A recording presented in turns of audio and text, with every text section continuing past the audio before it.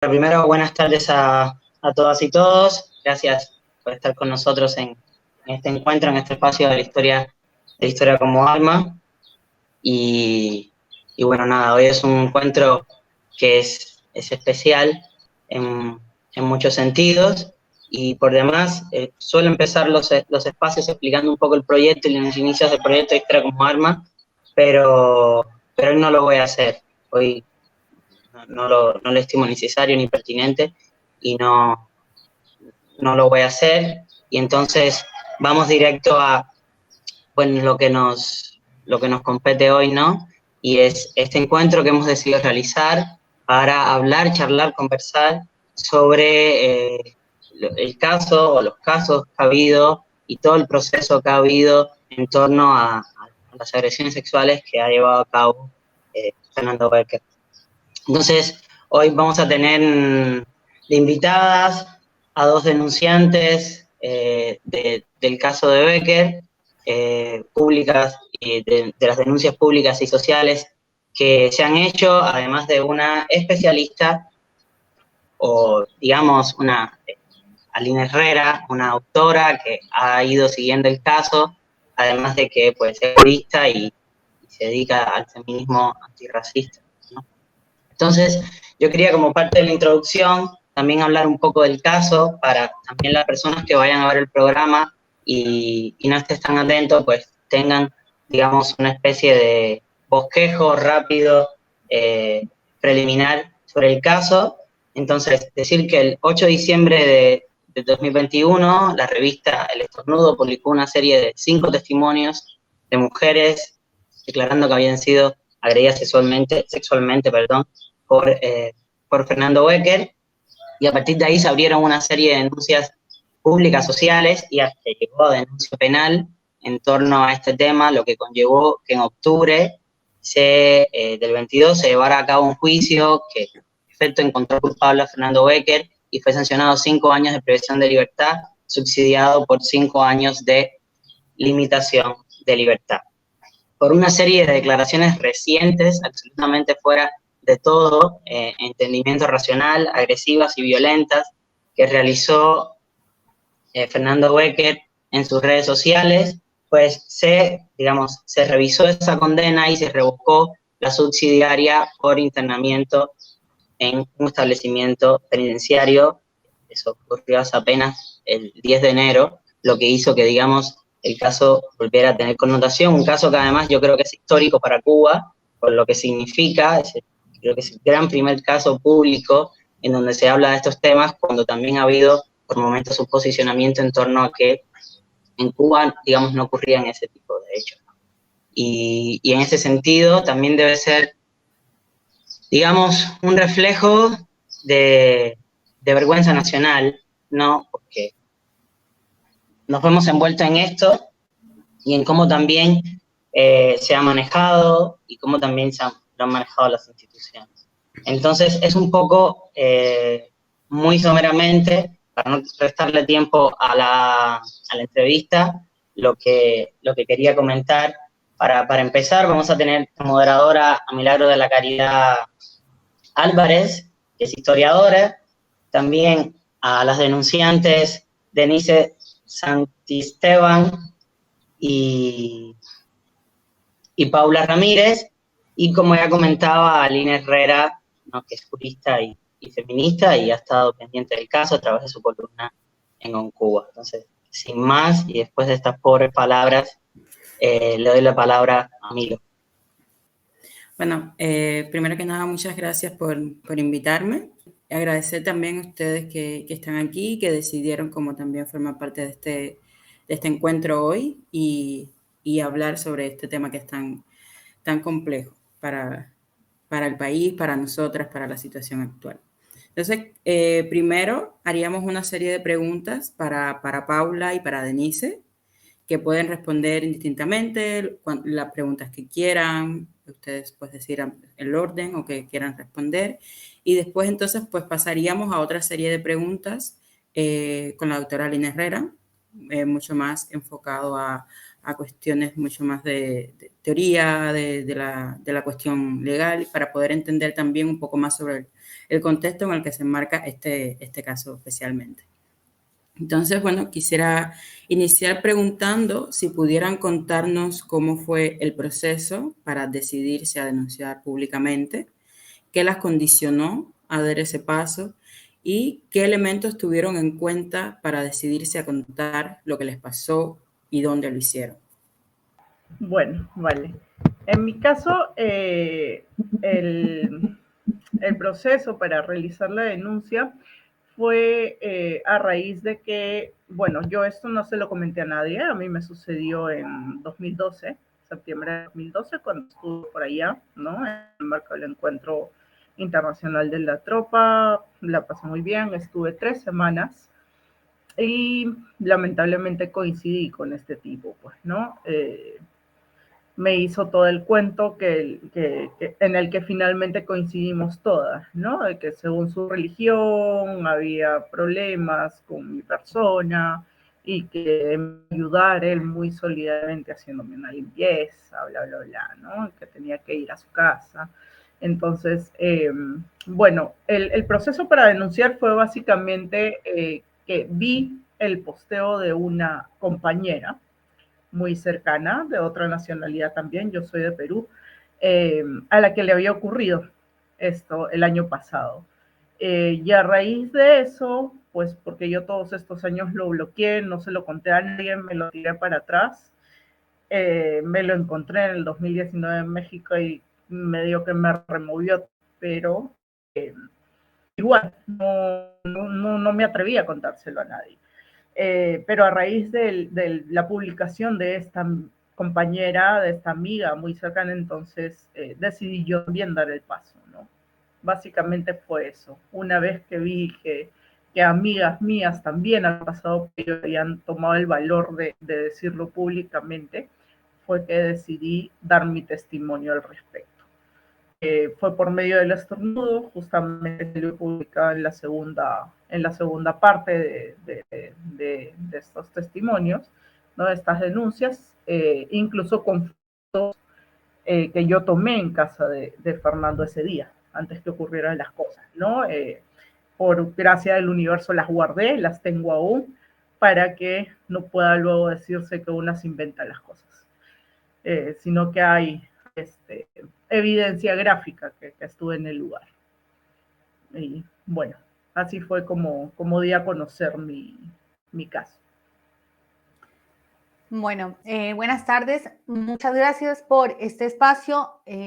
La verdad, para nosotras fue todo un tema ver con quién hablar, porque desde otros medios también nos convocaron para que de forma directa las víctimas habláramos, y encontramos en este espacio un espacio seguro, cuidado para nosotras y para el tema. Entonces les agradecemos mucho ese espacio, esto, que se tomen el tiempo para que hablemos de esto.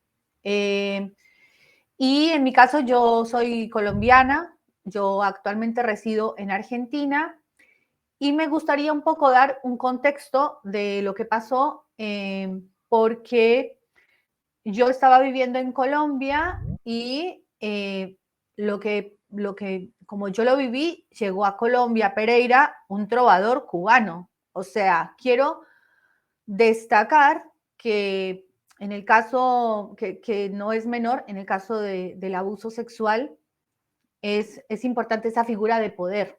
O sea, más allá de su contextura física, que te puede dar temor en el momento en el que estás ahí muy vulnerable, él, además de eso, Fernando Becker, estaba embestido no solamente por el poder que le daba su religión, sino por el poder de ser trovador cubano.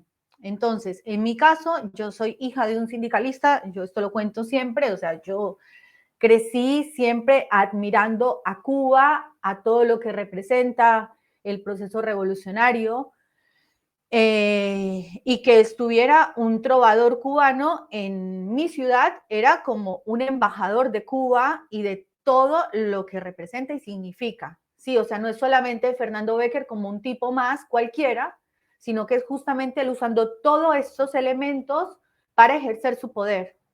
Porque en el momento en que él y yo llegamos a esto del cuento de la gitana, ¿sí? Y de la sanación y toda la historia, que es el modus operandi de él. Yo quiero dar ese contexto de cómo lo vivía yo estando en otro país, sin nunca haber ido a Cuba, nunca fui a Cuba.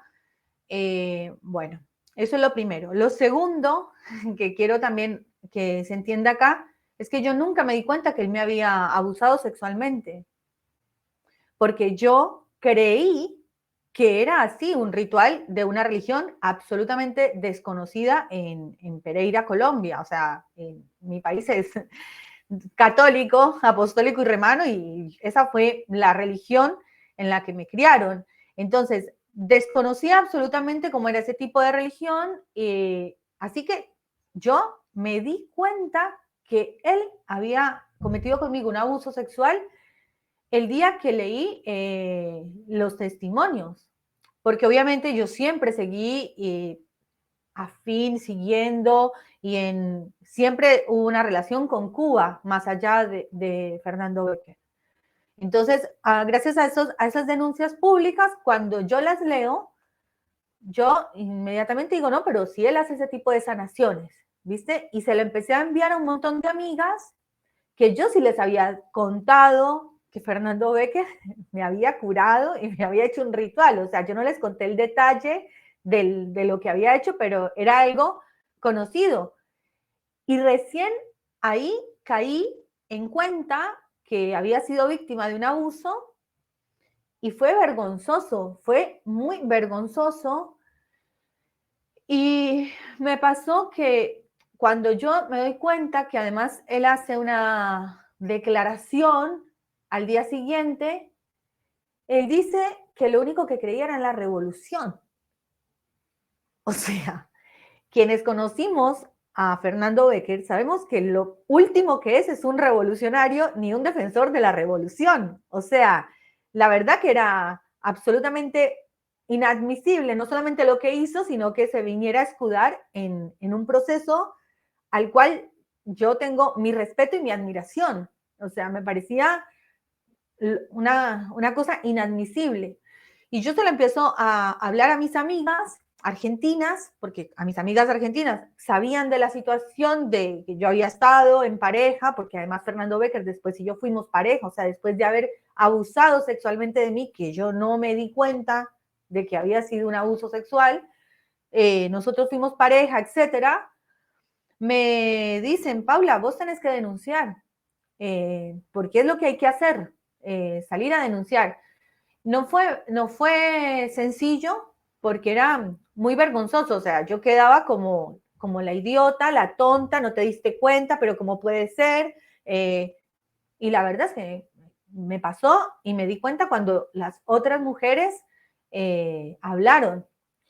Y a mí me animó a denunciar la indignación que me generó el caso, porque yo lo que esperaba, dije, bueno, Fernando va a salir a pedir disculpas, no sé qué, no sé qué, no sé qué, a reconocer lo que había hecho, y al contrario lo que hizo fue retrucar la cosa diciendo otra mentira más, y así fue, o sea, pero no fue algo sencillo, es muy vergonzoso hablar de esto y reconocerlo y salir a dar la cara. Yo lo expresé en su momento que, o sea, yo tengo toda una red atrás y que nunca me sentí sola, ¿sí? Para hacerlo. Pero no fue sencillo. En mi caso, o sea, como que pasó de la negación, esto no puede ser, eso no pasó, a mucha vergüenza y después mucha indignación por todo.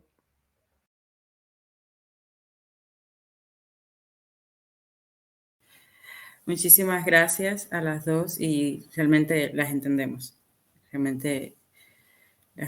muy bien. Bueno, ya que hablabas del apoyo, nos preguntamos si recibieron alguna orientación de cómo proceder legalmente, por parte de quién o de quiénes. Bueno, respecto a lo de la orientación, todo fue en realidad por el apoyo de las mismas compañeras abusadas, de las víctimas, ¿no? Ellas fueron las que buscaron la manera de denunciar, la manera de avisarnos a las demás cómo proceder para denunciar, y todo fue prácticamente entre nosotras, porque en realidad no hubo ningún organismo, ninguna institución que nos dijera directamente, oye, puedes denunciar, ¿no? Entonces, incluso muchas de nosotras que no estamos eh, enviamos la denuncia por correo electrónico a Fiscalía y jamás obtuvimos una respuesta. Entonces, ni siquiera una respuesta de confirmación de haber recibido, ¿no?, la denuncia. Entonces, sí, como te comento, básicamente todo el procedimiento lo llevamos las mismas víctimas en grupo. Y entre nosotras buscamos la manera de orientarnos para poder llevar el proceso. Sí, yo creo que fue Denise que me agregó al grupo que armamos, no sé, porque en el medio de la locura de los testimonios, esto que empezó a pasar en las redes, de yo querer conocer, saber un poco, estaba muy álgida la cosa, creo que o sea, fue una cosa de que nos hermanamos inmediatamente, porque yo creo que eso, que podernos sentir en la misma situación. Y las víctimas directas nos agrupamos, armamos un grupito y no estábamos solas. O sea, también fue muy valioso eso de que habían otras mujeres con mucha experiencia, o sea, con conocimiento de no solamente que fueran o abogadas o psicólogas, de hecho el acompañamiento psicológico me lo hizo una compañera cubana de ese grupo, sino, por ejemplo, también María Santucho, que es de la parte artística. O sea, quiero decir, no es que simplemente es de una profesión específica, fue una red inmediata que se armó. Y yo tuve que hacer mis averiguaciones porque al no residir en Cuba, bueno, ¿qué pasó acá? ¿Qué fue? ¿Lo que él me hizo fue un delito? ¿No fue un delito? Bueno, me tuve que poner a estudiar un poco yo también, a investigar. No fue tan sencillo en mi caso. Yo fui al pueblo en el que yo vivo acá en Argentina a preguntar en la comisaría de la mujer, bueno, cómo es, porque hay centros que te orientan. Inmediatamente yo empiezo a contar la historia, me dicen, no, acá no hay nada que hacer, y como que de una, nada, acá el caso ocurrió en Cuba, tenés que ir, no, ocurrió en Colombia, tenés que irte a Colombia porque la cosa es en Colombia. Bueno, me contacté en Colombia. Resulta que lo que él me hizo a mí en Colombia, por el Código Penal colombiano, da entre 9 y 16 años de prisión, por lo que en la categoría del tipo de abuso que él cometió conmigo en lo particular. El tema es que vencen los términos a los 16 años, porque es el máximo tiempo, que eso me gusta a mí señalar, a diferencia de Argentina. En la legislación actual que hay en Argentina no hay vencimiento de términos, porque entendieron que la víctima habla cuando puede. Lo mío ocurrió en el año 2006 y yo me di cuenta en el 2021. Estaba al límite, porque lo mío fue en febrero del 2000, o sea, estaba al límite, a 2 meses de que se me vencieran los términos. Cuando logro hacer todo el contacto con la fiscalía en Colombia, me dicen, bueno, pero al tipo hay que extraditarlo. Entonces, había que extraditar a Fernando Becker a Colombia para que lo juzgaran en Colombia, y yo también tenía que irme hasta Colombia para hacer todo el procedimiento. Entonces, no es que está tampoco pensada la justicia, creo que en ningún lado, para ese tipo de cosas. Pero lo que me pasó en mi caso, a María Santucho me hizo el contacto directo con el Ministerio de las Mujeres de acá de Argentina, y a través de un programa que ellos tienen acerca de derechos, Acercando Derechos se llama.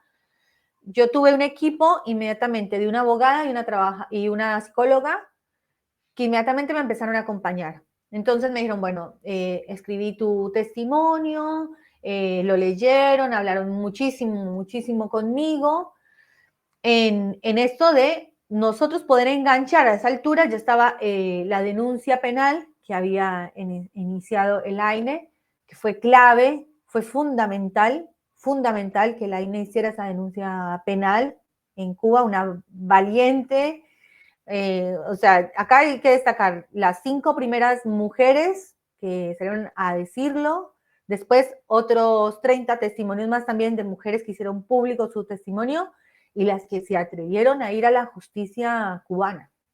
Eso es de un valor y, no sé, bueno, impresionante. Porque lo que siempre tratamos de hacer fue engancharme a mí desde acá, desde Argentina, a ese proceso penal de Cuba. Fue imposible, no fue posible, no está pensada así la cosa, porque además no se tuvo tampoco, me parece a mí, una concepción desde la justicia cubana de que se viera un caso de forma colectiva. O sea, como que siempre nos tiraban a que las denuncias fueran de manera individual, ¿sí? Bueno, todo este tipo de vericuetos pasaron. Yo la denuncia penal como tal, entonces no la pude hacer, me pasó lo mismo que Denise, nos dieron un correo electrónico, a mí la recomendación que me dio la abogada de acá, de Argentina, era que no podía mandar un mail así a la nada, con todo mi testimonio, porque no sabíamos a manos de quién iba a ir, etcétera, etcétera. O en un momento sí me preguntaron si yo estaba dispuesta a viajar para servir de testigo en la causa, pero tenía que yo solventarme todos los gastos de ir hasta Cuba, la estadía, etcétera. Yo tengo una niña pequeña que no me puedo ir a otro país, dejarla y no sé, o sea, no es tan sencillo y si no hay un apoyo desde el Estado, poder hacerlo. Así que, bueno, la denuncia, en nuestro caso, me pasó a mí, creo, y también a varias de nosotras, lo hicimos mucho desde lo público, desde las redes, desde lo social, digamos. Muchas gracias. Bueno, ya han hablado un poco sobre esto, pero si tal vez tienen algunas otras referencias a obstáculos que hayan tenido que enfrentar o que tuvieron que enfrentar en la presentación de la denuncia y en el procedimiento de esta denuncia. Si tienen algunos otros obstáculos que hayan atravesado durante este proceso. Sí, bueno, en mi caso yo veo que el primer obstáculo fue básicamente el de la indiferencia tal vez de la fiscalía misma, de no darnos una respuesta a la denuncia, ¿no? Por medio del correo. Eso fue lo primero. Ellos debieron, creo yo, tomarle la importancia necesaria de por lo menos confirmarnos la recepción de la denuncia.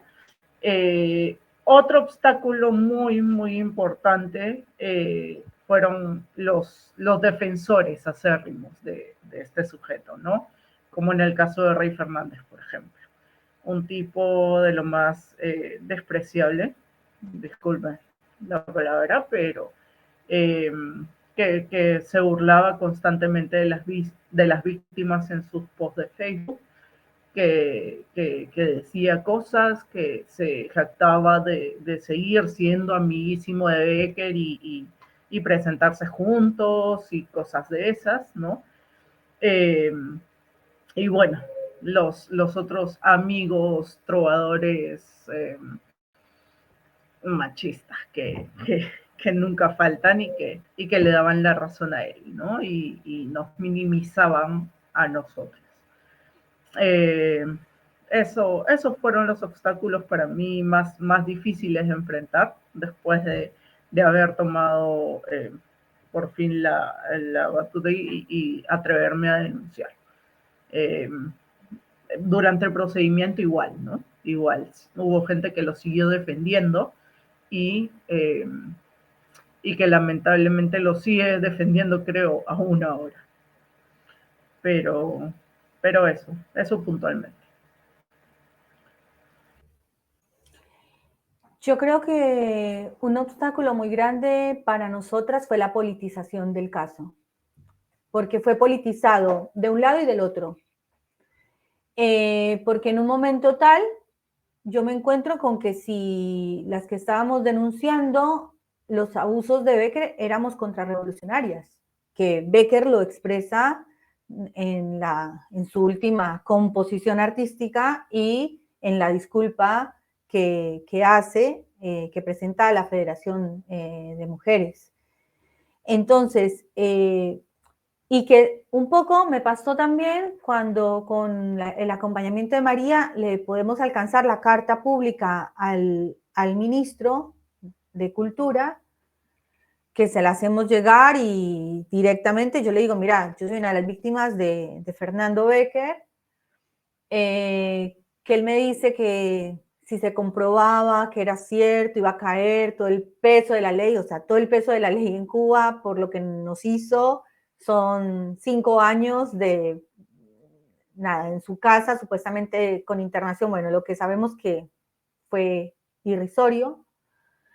Pero entonces cuando pasa eso de que le entregamos la carta al ministro, también hubo otras voces, como que ¿por qué fueron al gobierno y al Estado? Y bueno, porque justamente necesitamos que sea el Estado cubano con sus instituciones las que por favor pongan en regla la situación. Entonces como que esto al comienzo también recuerdo mucho, ni bien estaba todo este revuelo, yo estaba así avergonzada, leyendo, mirando todo. Yo leí posteos de mujeres claramente militantes y a favor de la revolución, atacando, diciendo que era mentira lo que las personas, las mujeres que habían hecho la denuncia, que era una operación, no sé qué, contra la revolución. Yo te juro, yo no lo podía creer a eso. O sea, no podía creer que se manejara en ese sentido. Para mí eso fue terrible porque, de hecho, o sea, como que a mí me hacían sentir que yo hacía parte de la contrarrevolución y era una agente de la CIA porque estaba haciendo una denuncia para defender, o sea, porque estaba contra un tipo que supuestamente defendía la revolución. Eso es una locura y creo que esto que pasó tiene que ser clave en que eso, o sea, que la política de género tiene que superar todo ese tipo de cosas. Porque así como vimos, y como lo contaba Denise, la justicia cubana no está claramente preparada, y no sé si hay alguna otra justicia en otro país, o sea, no es que esto es algo que ya está resuelto en otros lados, por lo menos yo hablo de Latinoamérica, los pocos países que conozco. Si no hay una estructura estatal, desde lo jurídico, con organización, con todo un andamiaje que te pueda dar un soporte, pero que también hayan organizaciones desde la sociedad, independientes de ese poder del Estado. O sea, para nosotros yo creo que esa red que tuvimos alrededor, por fuera del Estado, también fue fundamental. Los medios de comunicación alternativos y las redes sociales fueron clave en este caso. Y el segundo obstáculo era esa impunidad terrible de la que gozaba Fernando Becker, mediante la cual nos seguía revictimizando. Él seguía atacándome por Facebook, por mensajes privados, yo no lo bloqueé, yo tomé la decisión de no bloquearlo porque yo quería confrontarlo, decirle, Fernando, pero si vos me hiciste eso, y tengo un montón de amigas que saben que vos me hiciste el ritual de la gitana. O sea, era además algo que se hablaba de forma permanente durante todo el tiempo que yo fui amiga de él. Entonces él decía, no, yo no sé de qué me estás hablando, no sé qué tal cosa, y si querés te publico fotos de nosotros. Ah, y te tengo un video íntimo. Yo sabía que no existía ningún video íntimo, pero yo le decía, ya, igual las publicó, las fotos mías con él, etcétera. O sea, queriendo, lo que pasa es que eso es delito. O sea, hoy en Argentina eso es delito. Nosotros por ahí, esas cosas, lamentablemente las normalizamos. Bueno, la boluda fui yo que me tomé la foto con él, yo fui la que accedí a hacerme el video. Bueno, eso es delito, claramente. Pero bueno, son cosas que también creo que esta generación nuestra de mujeres, que ya nos quedamos más calladas, que ya empezamos a hablar, que entendemos que hablamos cuando queremos o cuando podemos o cuando nos lo permiten, a dejar de naturalizar que fue culpa nuestra o que fue eso, como que yo me lo merezco. Bueno, de a poco como con eso, poder enfrentar ese acoso permanente de él, que no era solamente contra las víctimas propias, sino también con nuestras acompañantes. Esto de que compusiera este tipo de canciones no era la primera vez que pasaba. Él ya le había compuesto canciones, estoy diciendo compuesto canciones, les pido disculpas para los artistas, pero bueno, esto es lo que él decía que hacía. No sé si es miembro de la UNEAC todavía, si es todavía reconocido como artista. A mí me parecía terrible que el Estado cubano le siguiera pagando a él, o sea, porque el trabajo de él en Cuba es ser artista y el Estado le paga. Eso para mí es inadmisible. Por seguir haciendo entonces su labor creativa y artística, él lo hizo con varias compañeras nuestras. Entonces no era la primera vez y él tuvo la libertad de hacer eso. Entonces fue un obstáculo el saberse esto que comenta Denise. Él seguía victimizándonos, revictimizándonos, burlándose de nosotras.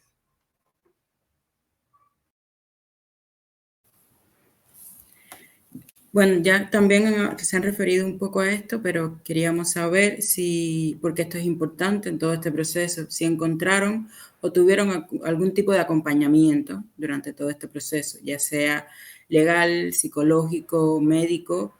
¿Quiénes participaron en este acompañamiento, institucional o no institucional? ¿Y cuáles fueron los resultados para ustedes de este acompañamiento? Bueno, en ese sentido, gracias al universo, sí, hubo un acompañamiento psicológico por parte de Lilian Burgos, a quien tengo el gusto y el honor de conocerla personalmente, pero desde un primer momento se mostró totalmente dispuesta a apoyarnos en ese sentido con su profesión. Fue una pieza clave para poder empezar a sanar toda esta porquería que uno lleva adentro, ¿no? Cuando pasa por algo así. Otro acompañamiento muy importante fue María Santucho, que aquí está. Mari, te quiero un montón. Fue algo así como la mamá del grupo de compañeras. Estuvo siempre, 24/7, y sigue estando, ¿no? Entonces, a ellas dos básicamente han sido la base de todo esto, de todo este acompañamiento, de todo este apoyo que se ha necesitado para poder empezar por fin a sanar y a dejar que todo esto salga, ¿no? Ellas y a las chicas, a las víctimas, a nosotras, que nos hemos tenido unas a otras en el proceso. Y también gracias a los compañeros, compañeras, tanto de la tropa cósmica como de otros espacios, compañeras y compañeros artistas, y todos los que se han ido adhiriendo y sumando, ¿no?, a la causa, primero diciéndonos que sí nos creen y que han mostrado pues su repudio a este personaje, ¿no?, a lo largo de este tiempo por las acciones que ha hecho. Si en realidad la Fiscalía, el Poder Judicial tomara, mira, 1 año por cada víctima para condenar al sujeto, se quedaría dentro de la mitad de su vida, ¿no? Entonces, sabemos que no es así y sabemos, como lo dijo Paula en algún momento, que en Latinoamérica las cosas en cuanto a los derechos de las mujeres todavía están muy flojas, todavía somos muy vulnerables en cuanto a violencia hacia nosotras.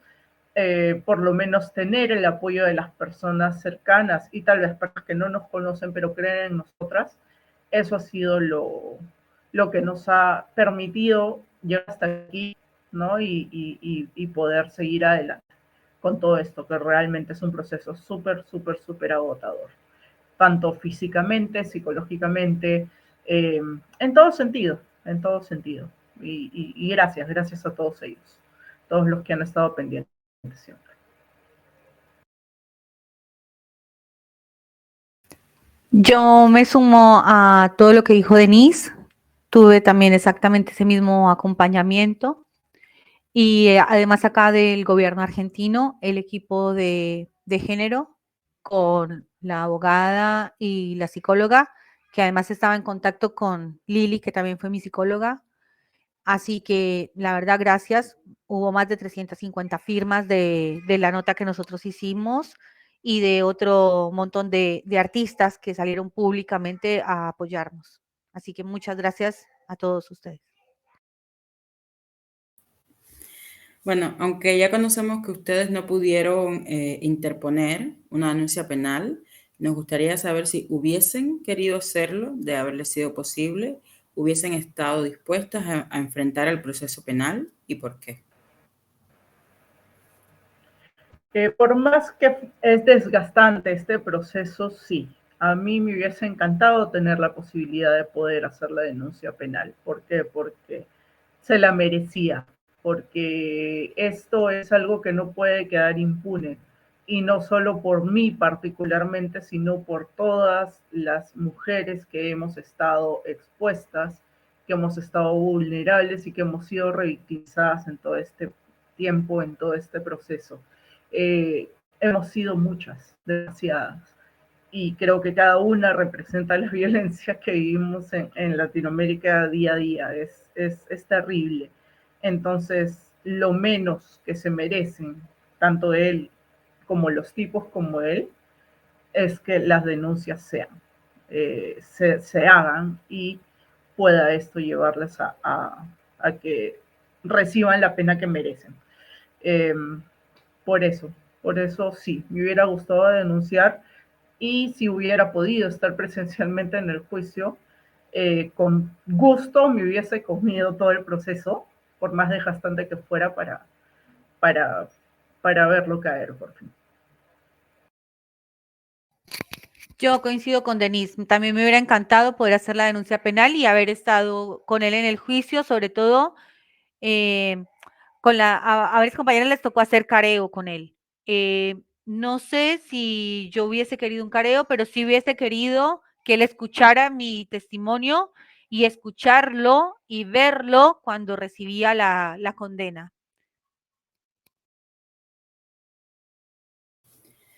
Sabiendo que, bueno, con todo lo que nos han contado, que como personas, como víctimas, como personas que atravesaron desgraciadamente por este proceso, pudieron acuerparse, pudieron apoyarse mutuamente, quisiéramos saber si conoces cuáles fueron los elementos fundamentales que se tuvieron en cuenta en el proceso penal. Por ejemplo, cómo fue la recepción de los testimonios, de lo cual ya han hablado un poco también, y el posterior procesamiento de Becker. ¿Les notificaron a los denunciantes acerca del estatus del proceso? ¿Les notificaron acerca de la medida cautelar?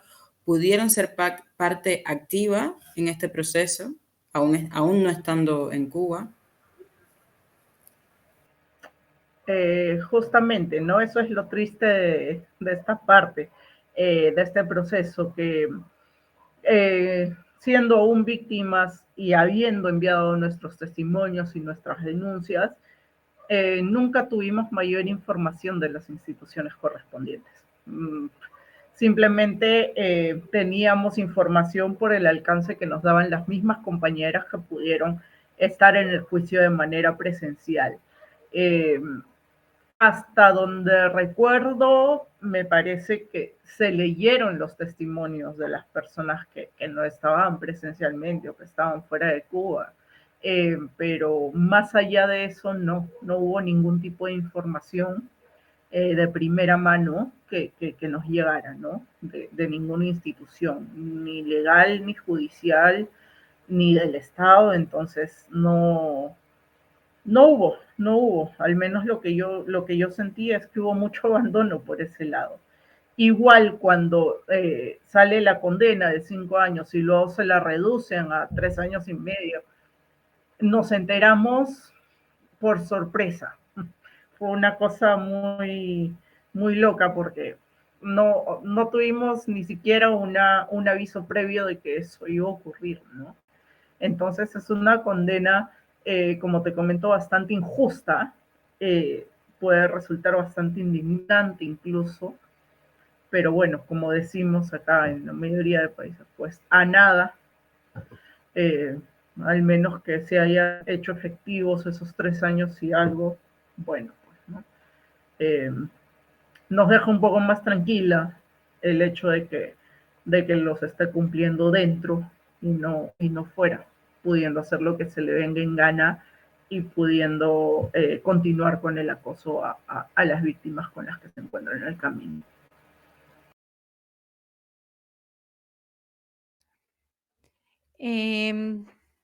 Frente a esa situación, yo creo que ni las propias compañeras que están que estaban en Cuba y con el proceso en Cuba haciéndolo penalmente tuvieron información.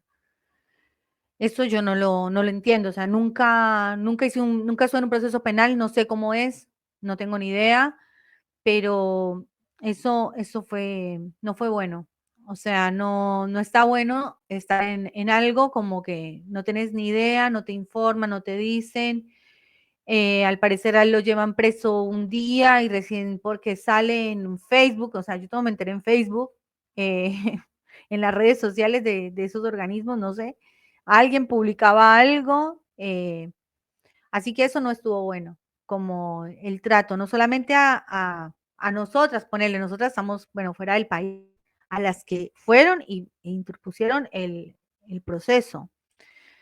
Eso no estuvo bueno, el no tener conocimiento de absolutamente nada. A nosotras, las compañeras como podían nos contaban cómo iba el día del juicio, qué pasaba, pero también para ellas, imagínate, es tremendo tener que revivir todo eso y nos mantenían informados como en lo que podían, pero entre nosotras, digamos, era la cuestión.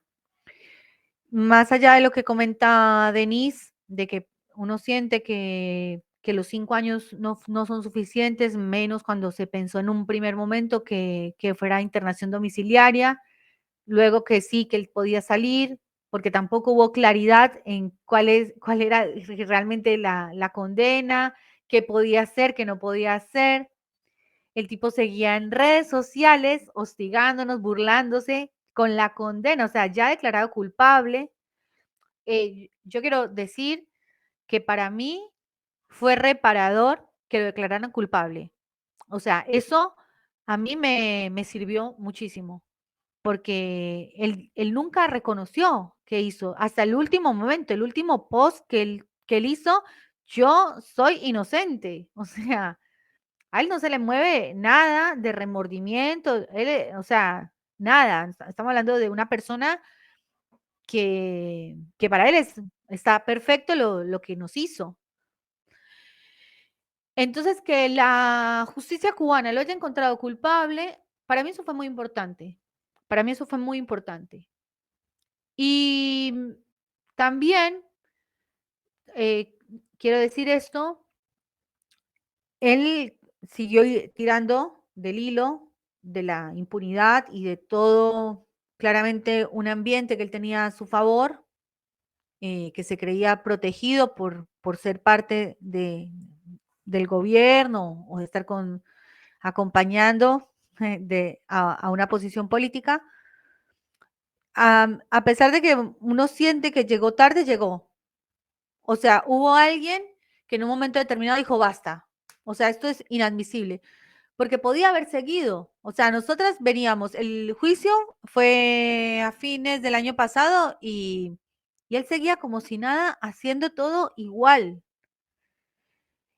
Y cuando yo vi ese último posteo de sus últimas composiciones artísticas, eh, a mí me escribieron y me dijeron, ¿ya viste? ¿Qué te parece? Y a mí, yo le dije a las compañeras, yo no tengo ganas de salir a decir nada, porque ¿qué más vamos a decir? O sea, ya sacamos un comunicado conjunto, ya estábamos con una campaña de recolección de firmas, con un apoyo masivo, etcétera. Yo ya no podíamos decir más nada, o sea, estaba todo dicho. Y gracias a que esa red que nosotras tenemos seguía insistiendo, insistiendo, Bueno, hubo alguien a quien le hizo un clic, dijo, bueno, basta, acá hay que cortar esto. Y yo jamás me imaginé que iba a ir preso, lo cual, como dice Denise, es a mí me trae mucha tranquilidad porque uno piensa es en las víctimas que seguramente van a estar ahí al acecho para él.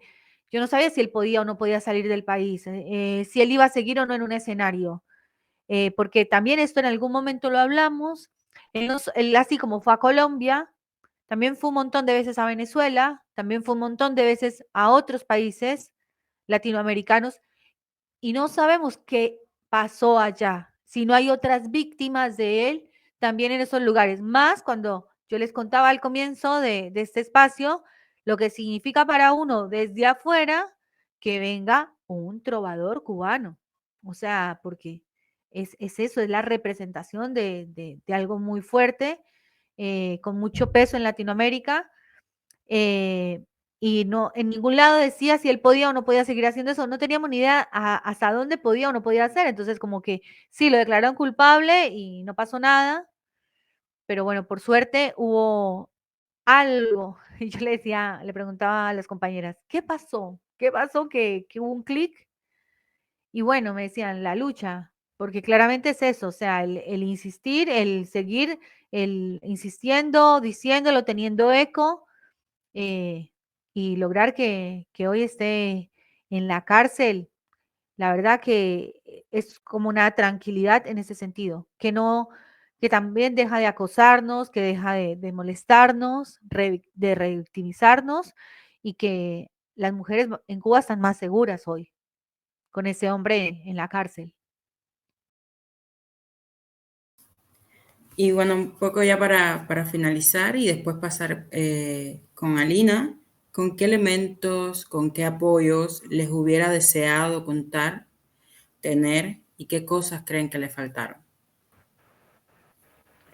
El apoyo principal hubiera tenido que ser las instituciones correspondientes, ¿no? Por lo menos el apoyo a nivel de darnos la facilidad de denunciar desde otros países, el apoyo de poder habernos indicado que nuestras denuncias sí iban a pesar en el juicio, ¿no? Todo ello hubiera sido muy importante.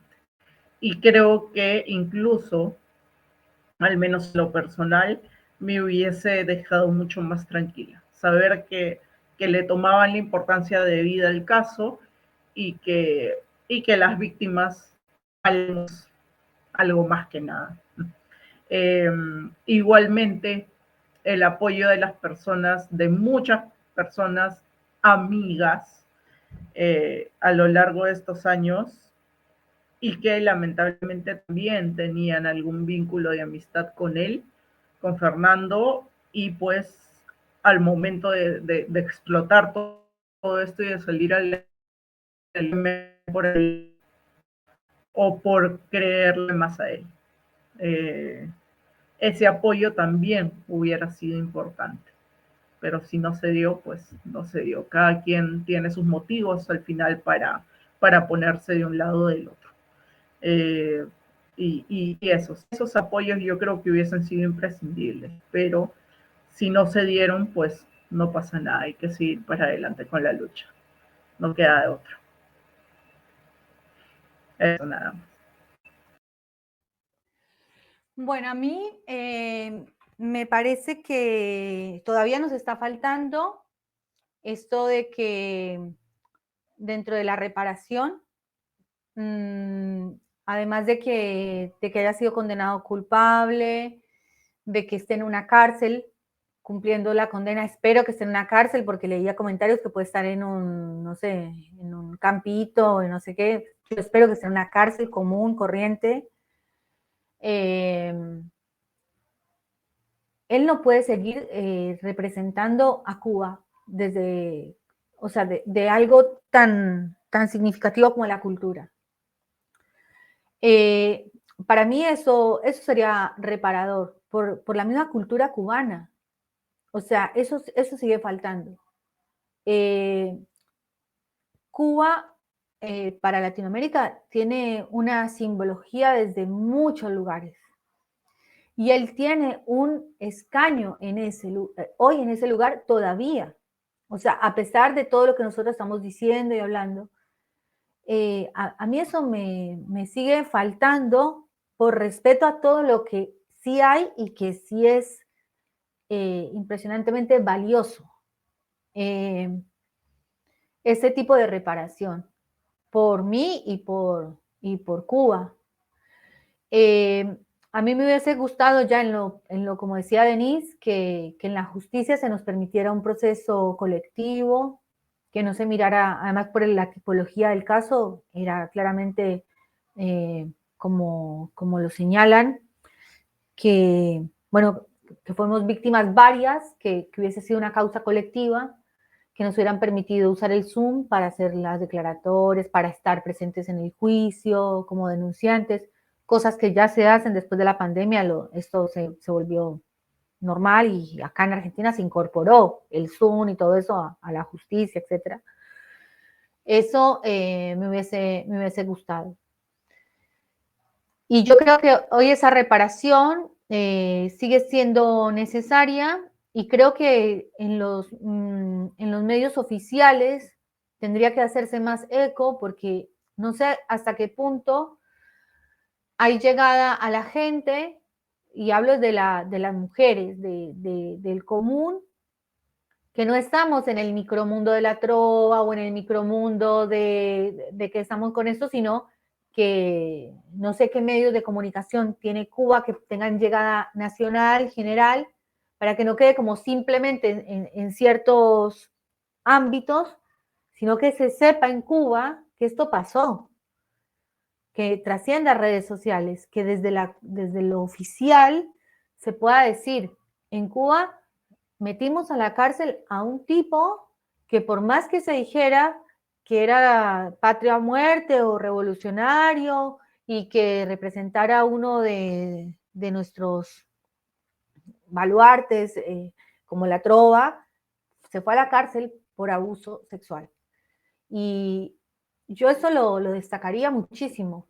No sé si hay otros países en Latinoamérica que puedan decir hoy que un tipo con todo este ropaje, digamos, con este estatus de embajador, porque cuando él viajaba al exterior, él viajaba con un pasaporte diplomático, está en la cárcel por abuso sexual. Y eso tendría que ser un orgullo para Cuba. A pesar de todas las falencias y todo lo que hablamos y todo lo que faltó, yo también quiero rescatar todo lo que sí pasó. Y eso pasó. Hoy está pasando en Cuba. Una persona que se creía inalcanzable, que creía que tenía toda la impunidad, no la tuvo. No la tuvo y hoy está en la cárcel. Así que eso creo que es algo que se tiene que difundir y con lo que se tiene que alentar para que el resto de mujeres, no tengamos miedo, no nos dé vergüenza, hablamos cuando podemos y que el próximo la piense muchas veces antes. Porque Fernando Becker no había tenido esta condena en la cárcel, pero la condena social yo creo que la tenía, porque era así, inmediato, salía a la calle y le tomaban la foto, o sea, estaban detrás de él. Entonces, la condena social la logramos y creo que eso, como decía la compañera, gracias a esta condena social por esa lucha, hoy está en la cárcel.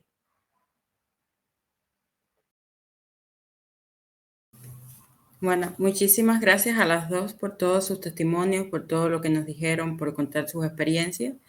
Como tú bien decías, uno denuncia no siempre cuando quiere, sino cuando puede. Y realmente es un honor que estén aquí y poder escucharlas también y aprender también de todas las cosas que ustedes están diciendo. Entonces, bueno, ahora pasamos con Alina. Tengo varias preguntas y otras nuevas que agregué después del testimonio de las compañeras, pero vamos a empezar por ubicarnos en contexto un poco y quisiera preguntarte qué se entiende por violencia de género y qué se entiende por violencia de género en Cuba. Buenas tardes. Gracias por la invitación a Adrián, a La Historia como Arma, a María, que también colaboró con la conformación de este programa, y por supuesto con Paula y con Denise, que sin ellas no hubiese sido posible, ¿no? ¿Qué se entiende por violencia basada en género y cómo está regulada en Cuba, ¿no? O qué se entiende por violencia de género en Cuba. Bueno, yo creo que las chicas, Denise incluso y Paula, lo reforzaban muy bien, más allá de un concepto estricto llevado a un caso que estamos acompañando y demás. Y yo creo que es muy importante tener presente que la violencia basada en género es el resultado de la desigualdad de género, de un orden de género, de un orden social de género desigual históricamente, estructuralmente, donde la mujer y las personas disidentes de género tienen un lugar inferior socialmente, pero también dentro de la cultura, dentro de las relaciones interpersonales y estructuralmente frente al mercado laboral, a la economía, en el espacio público, en lo que llamamos espacio público y espacio privado. Y esto responde a una serie de estereotipos y roles de género donde se nos inferioriza, donde se nos subordina, basado en este piso que la académica argentina, brasileña argentina, Rita Laura Segato, siempre nos alerta, que es este concepto de dueñidad. Históricamente, la mujer ha representado este lugar de subordinación, pero también de propiedad, en el que el sujeto masculino, el hombre, es propietario de ella, y esto ha traído como consecuencia una cultura o una incultura en que las mujeres somos menos personas, somos menos ciudadanas, y además tenemos que estar disciplinadas en ese orden hegemónico de género y social que implica que el sujeto masculino, los hombres, son superiores a las mujeres, y personas disidentes de género de manera general. Sin embargo, esto no solo se refleja en una relación binaria, biologicista, esencialista de hombre y mujer, sino que Paula decía hace rato que la figura de Becker, ella la interpretaba y la veía como que estuviera investido y amparado por una serie de elementos que superan a la persona, que superan a un sujeto, a un cuerpo sexuado, ¿no? O sea, esa relación de inferioridad también se da en una lectura de cuerpos sexuados accesibles, depredables, que somos las mujeres, y esto resulta también como consecuencia de toda esta investidura que también tienen los sujetos masculinos, hombres, a través de un fenómeno que también se le ha llamado como un pacto de masculinidad, una corporación masculina, donde no solo el sujeto se beneficia para sí mismo, sino que el sujeto masculino se beneficia para sí mismo de esta de género, sino que lo puede hacer porque hay un respaldo institucional, social, que lo ampara en estas conductas discriminantes, donde se le afecta a la otra persona, a la mujer, persona disidente de género, con daños y consecuencias de tipo psicológica, física, emocional, incluso la vida y la sexualidad. Entonces, todo esto tiene lugar no solo en las relaciones interpersonales, y la violencia de género no solo puede ser entendida como un caso específico, sino que todo esto tiene lugar porque hay un orden de género y hay una estructura social que así lo habilita y así lo permite, y el caso de Becker es uno, ellas lo decían, acompañados por otros trovadores que bien pudieron haber estado procesados mediante la figura del cómplice, de la complicidad. Dentro de la legislación penal, no solo tenemos el autor directo de los hechos, o sea, hay diferentes grados de participación en un delito, y este delito con una escala social o con una repercusión social importante, no solo por la cantidad de víctimas, sino por el impacto mediático, social que tuvo, nos da a entender que este hombre no cometía estos hechos en soledad y en absoluto silencio y secreto, sino que era un hombre investido que capitalizaba su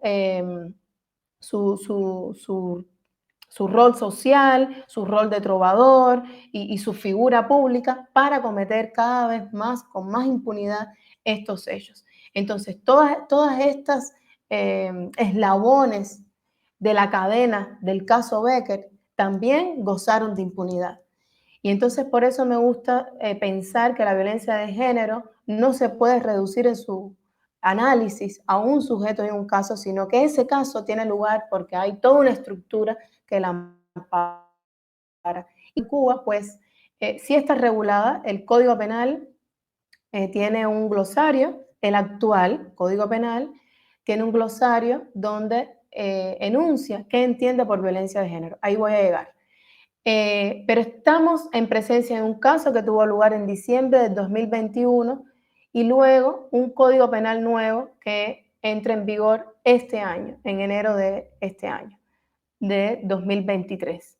¿Qué pasa con el caso Becker? Que tiene lugar su procesamiento penal en un periodo de transición, donde la ley de procedimiento penal entra en vigor en el 2022. Primero entra en vigor la ley de procedimiento penal y después el Código Penal. Entonces, hubo varias irregularidades, digamos, con relación a otros casos, pero que podremos ver más adelante con detalle qué pasó con el caso Becker en este sentido. Aunque el Código Penal de ahora regula lo que es o qué entiende el Código Penal como violencia de género, es un concepto que lo hemos conversado aquí, está bastante cercano a lo que queremos, a lo que necesitamos como regulación. Sin embargo, comienza desde un mensaje y desde un concepto muy biologicista y muy binario entre hombre y mujer, aunque después se va rectificando un poco. Sin embargo, la ley de ejecución penal, y es importante hablar de la ley de ejecución penal porque estamos hablando ya de una persona sancionada, y la ley de ejecución penal lo que regula es la sanción, cómo se va a aplicar esa sanción que dice el Código Penal, no contiene un concepto de violencia basada en género, y mientras el Código Penal nuevo habla de violencia de género 33 veces, la ley de ejecución penal lo dice en 2. Y esto marca una diferencia importante porque es allí, en la sanción, donde se cumple el objetivo y la función del derecho penal.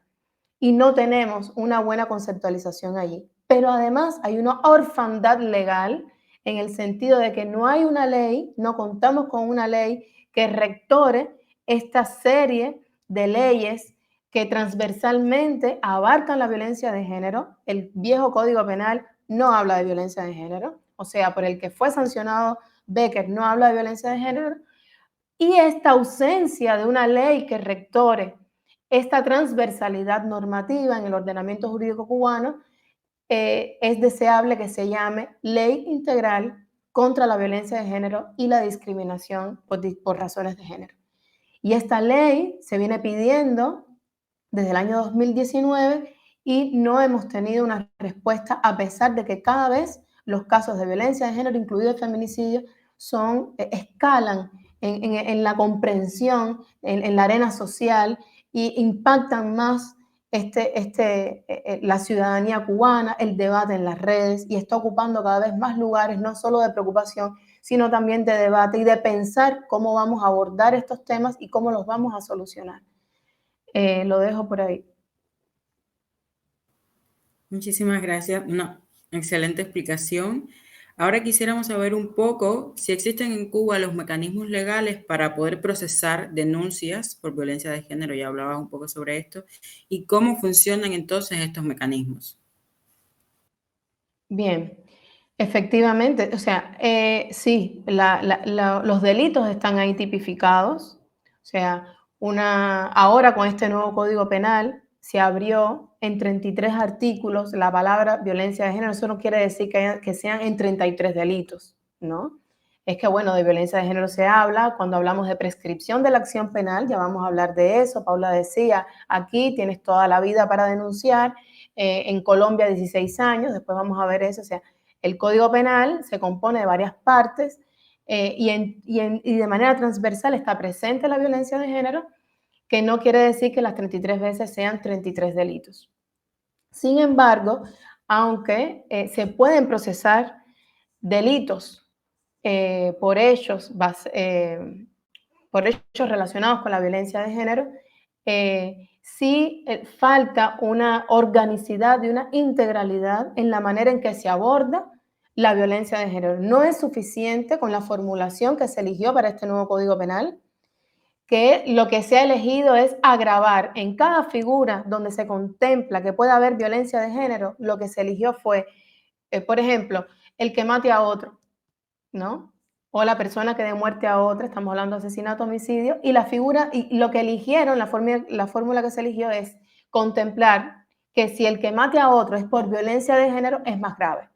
Pero tienes que explicar qué es la violencia de género, porque no es lo mismo la violencia de género en un caso de feminicidio, que además no está nominalmente tipificado, que un abuso lascivo o una agresión sexual por violencia basada en género. Todavía, o sea, de tener una buena regulación o una regulación satisfactoria de la agresión sexual, que era lo que conocíamos como violación, o del abuso lascivo o del abuso sexual, lo primero es eliminar del Código Penal actual que sea por violencia e intimidación. O sea, hay muchas maneras de provocar un abuso, una agresión sexual sin usar la fuerza y sin usar la intimidación, porque estamos hablando de manipulación, de conocimiento de la superioridad, del poder, de la capitalización social, o sea, del capital social de la persona.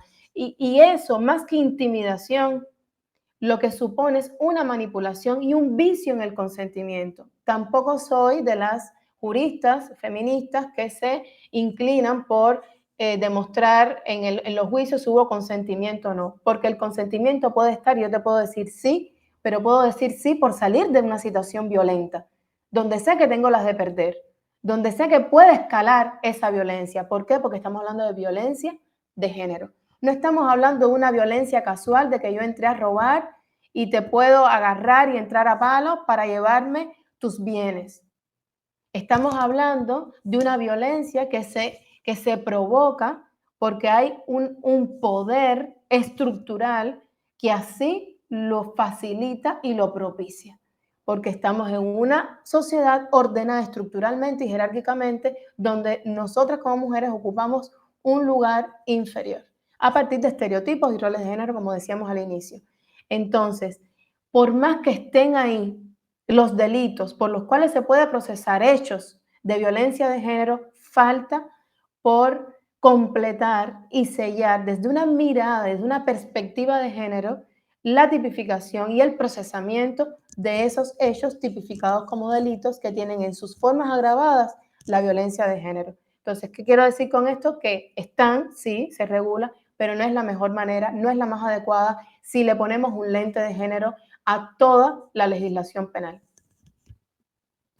Muchísimas gracias. Entonces, vamos a pasar a seguir avanzando en este tema, pero vamos a ir enfocándonos un poco en qué se entiende por acompañamiento a las víctimas de violencia de género, cómo está recogido esto legalmente en las leyes cubanas a las que estábamos haciendo referencia, y en qué consiste y también cómo está recogida la reparación a las víctimas de violencia de género. Ok. A ver, el acompañamiento es lo que las chicas han estado narrando, acompañamiento psicológico, legal, médico. E incluso tenemos que pensar en que en los casos de feminicidio, las familias necesitan acompañamiento, necesitan atención médico, atención médica, acompañamiento psicológico y demás. Tenemos un gran vacío normativo con relación a eso. Sin embargo, no hay que dejar de mencionar que existen todavía y se han amplificado las casas de orientación hacia la mujer y la familia que están institucionalizadas mediante la Federación de Mujeres Cubanas. Ahora, en varias ocasiones se ha visto, e incluso hay estudios académicos que han estudiado la efectividad de estas casas de orientación, no como objetivo mismo de la investigación, pero cuando te acercas a investigaciones sobre violencia de género en Cuba y sobre víctimas, reparación, acompañamiento y demás, se tiene que pasar necesariamente por estas instituciones, y si bien en algunos territorios funciona bien, en la mayoría no está funcionando de la manera que requiere el sector o las personas afectadas por violencia de género o por delitos asociados a la violencia de género. Entonces yo creo que es algo imprescindible por actualizar dentro de la institucionalidad y la legislación, la normativa cubana, teniendo en cuenta también que el feminismo, como lo vemos, aborda problemas ya transfronterizos, transnacionales, y este es un caso, y aquí tenemos a Denise y aquí tenemos a Paula. ¿Y qué vamos a hacer con estas compañeras que en algún momento estuvieron en Cuba o recibieron la visita del acusado y del sancionado finalmente, y allí se intersectan varias nacionalidades, varios territorios, varias geografías? Entonces, pensando un poco en esto que estoy diciendo y en lo que ellas decían, efectivamente la ley cubana no admite una denuncia desde otro territorio, una denuncia penal, como está ahora. Y yo siempre me pregunté, ¿por qué pidieron los correos? ¿No? ¿Por qué enviaron un correo para que se enviaran los testimonios si sabemos, las juristas y los juristas en Cuba, que no es posible? Y es muy raro que así suceda en otro país. Hay que ser honestos. Es muy raro que suceda en otro país.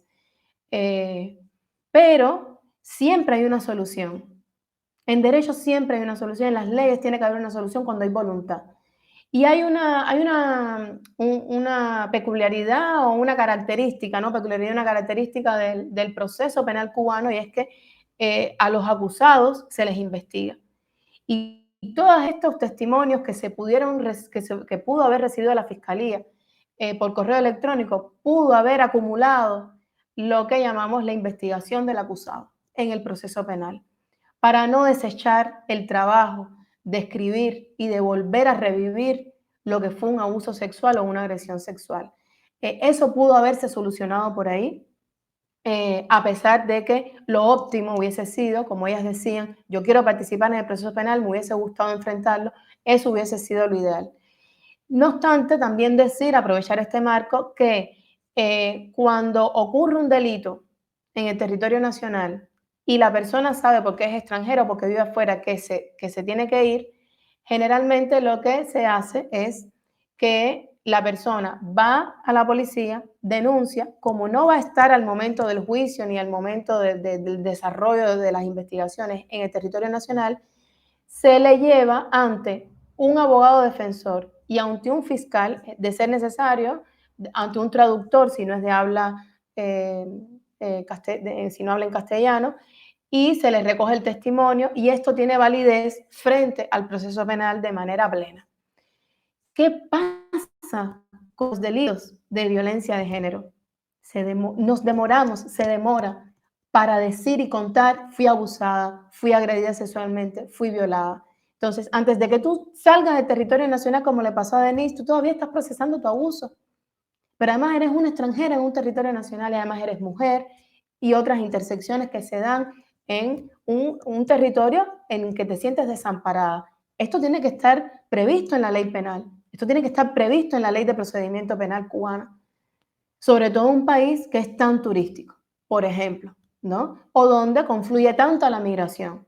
Porque también me puede pasar a mí que soy cubana y vivo en otro país y me voy a ir, ¿no? Entonces son elementos que indican que la violencia de género, por más que esté nombrada, no está regulada como requiere hechos de este tipo, ¿no? No sé si te contesté toda la pregunta. Sí, sí, perfecto. Ahora que estás hablando de las regulaciones, quería señalar que, bueno, en medio del contexto de las denuncias, sabemos que salió publicada la Estrategia Integral de Prevención y Atención a las Víctimas de Violencia de Género. Si pudieras tal vez hablarnos un poco sobre esto, cuáles serían sus principales postulados, qué significa legalmente para la lucha contra la violencia de género, si trae aportes, avances. Sí, la estrategia integral, yo no me voy a cansar de decirlo, es un documento imprescindible para el tratamiento de la violencia de género en Cuba. Y cuando digo que es imprescindible es porque se necesita un documento que obligue a las instituciones todas del Estado a que desarrollen sus normativas preventivas de atención y resolución de hechos de violencia basada en género e intrafamiliar. Esto es imprescindible. Ahora, ¿qué pasa? Por sí sola no va a dar respuesta al problema y al fenómeno. Por lo tanto, la estrategia necesita de otro acompañamiento legal, de otras normativas y de una institucionalidad con jerarquía categorial suficiente para enfrentar a otras instituciones morosas en el cumplimiento de la propia estrategia o no, que rindan cuentas también ante esta figura o ante esta normativa o este instrumento jurídico que es la estrategia integral. No hay que olvidar que además es una estrategia que salió publicada mediante una norma de menor jerarquía.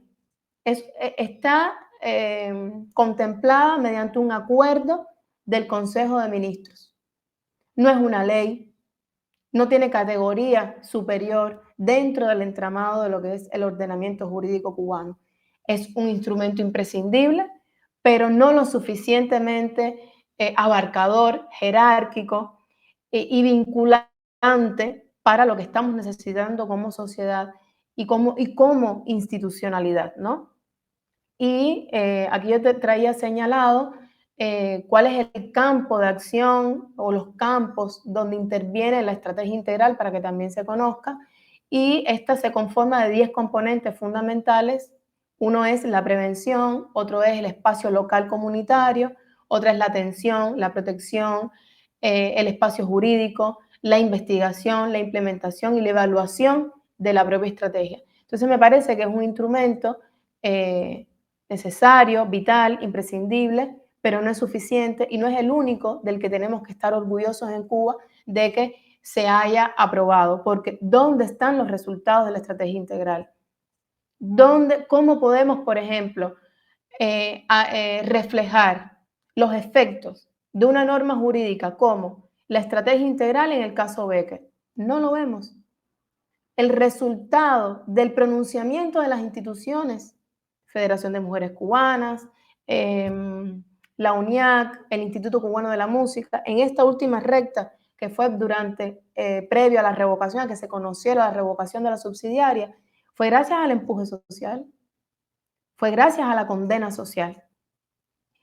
Más allá de que, por supuesto, tenemos personas dentro de las instituciones, o sea, lo público y lo privado no está tan divorciado, con conciencia feminista, con conciencia de la justicia social, por supuesto. Pero esto ayuda a estas personas que dentro de las institucionalidades están abogando por un enfoque feminista del problema y por una resolución lo más reparadora posible del fenómeno, ¿no? Entonces, reitero, es imprescindible, no es suficiente.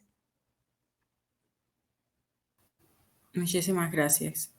Ahora enfocándonos un poco más específicamente en el caso de Becker, nos preguntamos, ya sabemos desde el punto de vista de las testimoniantes, qué implicó, por ejemplo, la sentencia Becker, ambas, ¿no? Porque sabemos que fue en dos momentos.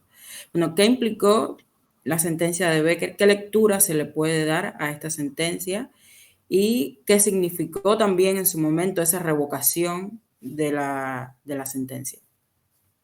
Es una pregunta amplia, pero yo me voy a apoyar mucho en lo que decía Paula al final. Fue hallado culpable y se revocó. Entonces, ¿qué nos dice el caso Becker? Todo lo que falta por trabajar.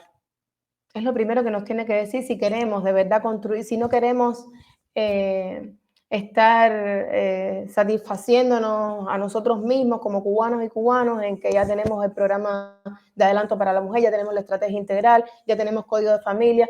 No podemos estar obnubilados con estos logros, sino que a partir de tener estos logros, el compromiso se tiene que triplicar. Y de haber un compromiso y una voluntad política bien definida, lo que nos tiene que dejar el caso Becker como sociedad, no solo pensando de las instituciones, sino como sociedad, es todo lo que nos falta y trabajar en base a eso, ¿no? ¿Hasta dónde estamos presentando tolerancia social ante estos hechos? Porque es muy fácil señalar a Becker, porque es evidente, ¿no? Es evidente que es culpable de estos hechos. Pero hay que recordar que como sociedad también tenemos amigos, padres, tíos, ¿no? O sea, ¿qué nos deja también el caso Becker para nosotros como sociedad? Yo creo que eso es lo primero. Lo segundo es que, en efecto, es importante pensar que no es un caso que empezó invisibilizado, sino al contrario. Comenzó siendo un caso de denuncia social y pública mediante una plataforma digital y terminó en los tribunales. Y su revocación también fue producto de la acción social ciudadana. Yo creo que este es otro elemento importante. Otro elemento importante es cómo efectivamente lo mediático, lo social puede impulsar procesos de justicia aún fuera de los ámbitos de la ley, y puede impulsar también condena social y cierto sentido de reparación cuando Paula decía, él salía a la calle y la gente sabía que era él y que era un abusador, ¿no? Otros elementos importantes que nos deja este caso es que son varias las aristas. Por mi profesión yo me critico más me enfoco más en la crítica, ¿no? En todo lo que nos hace falta. Pero pensando en las cosas positivas es que también se le pudo arrancar pronunciamientos a las instituciones, tuvieron la necesidad, la obligación ética de hacer un pronunciamiento público y esto rara vez ocurría. Y para mí, que he seguido el caso desde afuera con ellas, fue la notificación mediante su página del Tribunal Provincial de La Habana de explicar brevemente y de manera muy escasa, pero de explicar lo que explicó con relación a la revocación. Y ese comunicado, mediante su propia página, había pasado con otros delitos, con otros fenómenos delictivos, criminales y demás en Cuba, pero nunca con un caso de violencia basada en género. Usar los propios medios, eso es lo que toca hacer. Es importante porque sucede por primera vez, pero esto es a lo que tenemos que estar acostumbrados, a que los tribunales, que además son populares, transparentes, digan, y no solo mediante las redes, que las víctimas estén constantemente notificadas. Con la nueva ley de procedimiento penal, las víctimas pueden ser parte en el proceso. Pueden contratar una abogada coadyuvante del fiscal, porque el fiscal es quien acusa, quien ejerce la acción penal, y a partir de ahí trabajar en conjunto, aportar pruebas y demás, e impulsar el proceso y ser parte, al punto tal de que no tenga necesidad de que la fiscalía la llame para darle a conocer, sino que es parte en el proceso y conoce los términos y participa de él y sabe qué medida se le aplicó, qué medida cautelar. Y esa es la primera reparación que tienen las víctimas y las denunciantes.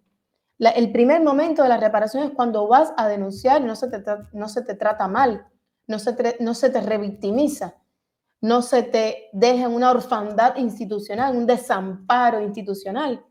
Cuando te responden un correo, aunque sea para decirte, no puede establecerse este testimonio como denuncia penal, pero lo vamos a tener en cuenta para las investigaciones del imputado. Desde ahí empieza la reparación.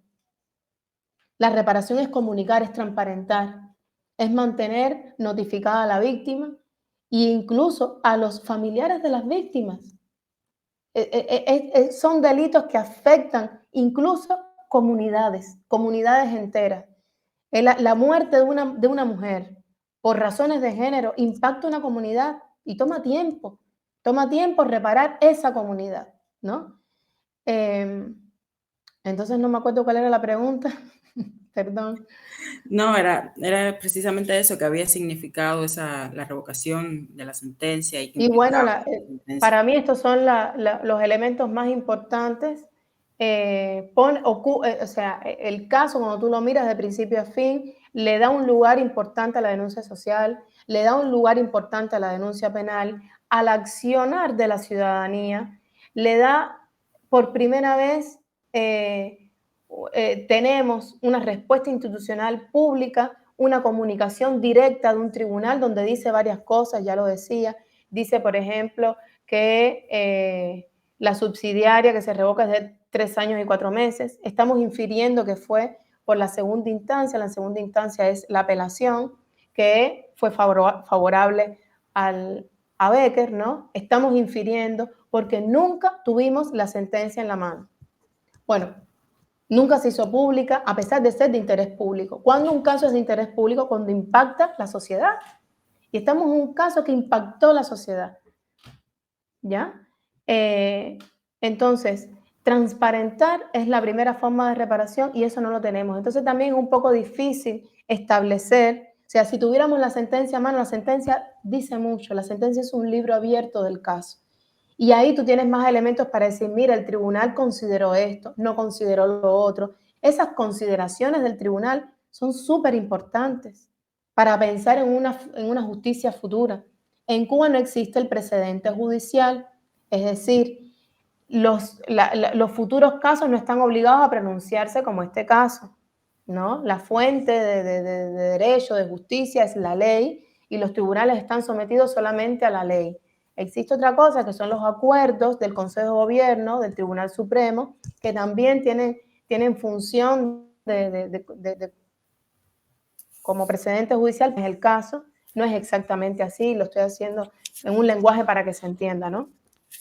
Entonces, bueno, todo esto tenerlo en cuenta, de cierta manera sí es histórico, pero también leí por ahí como que creaba un precedente judicial. No crea un precedente judicial porque la justicia en Cuba, o sea, nuestro sistema es romano-francés, o sea, no es como Estados Unidos o Inglaterra, que las sentencias sí tienen, sí son fuentes de derecho, pues sí implica que los futuros hechos de este tipo y que en adelante las cortes tengan que pronunciarse según marca el precedente judicial. No estamos en ese caso, ¿no?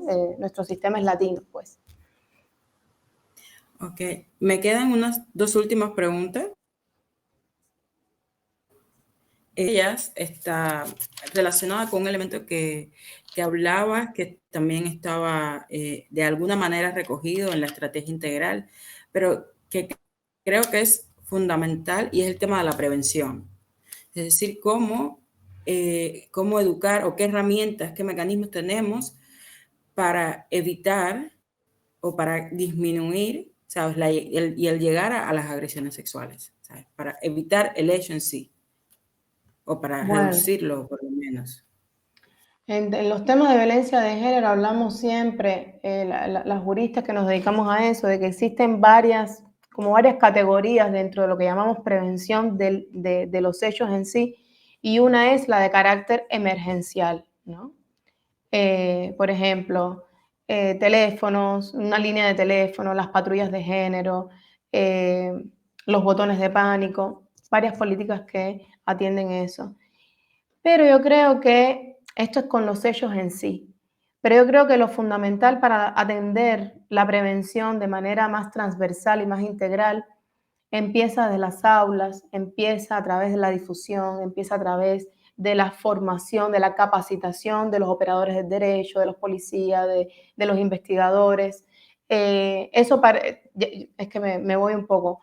Operadores del derecho, investigadores y policías ya es en el caso en sí, pero bueno, en la sociedad general, rebobino, pues yo creo que son principales los programas de educación integral en cuanto a género, en cuanto a la sexualidad, desde las escuelas y también los programas televisivos, de prensa plana, de medios de difusión digitales, que siempre nos estén reeducando acerca del género, de la violencia de género. No es suficiente con una campaña anual de 4 carteles en la calle, son importantes, o sea, no es un en vez de, es un además de una campaña de este tipo, visual, de carteles y tal, hace falta una reestructuración desde las aulas con relación a la violencia de género, de manera que las futuras generaciones puedan también comprender de otra manera de qué estamos hablando cuando hablamos de violencia basada en género y por qué.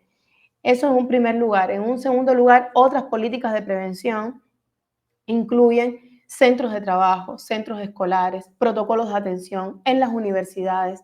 Las universidades, los en Cuba, los técnicos medios son un espacio prácticamente de impunidad para que profesores puedan eh, abusar de su poder para acosar estudiantes. Incluso en términos de acoso, no, supera también el tema del género, ¿no? También con niños, adolescentes, jóvenes que están estudiando y que reciben acoso. Entonces yo creo que también es importante desplegar toda una serie de protocolos, de instrumentos jurídicos, normativos, donde las personas puedan decir, bueno, fui atacada por él. Primero, Paula lo decía, yo no sabía que había sido abusada. Entonces, la prevención empieza por el conocimiento.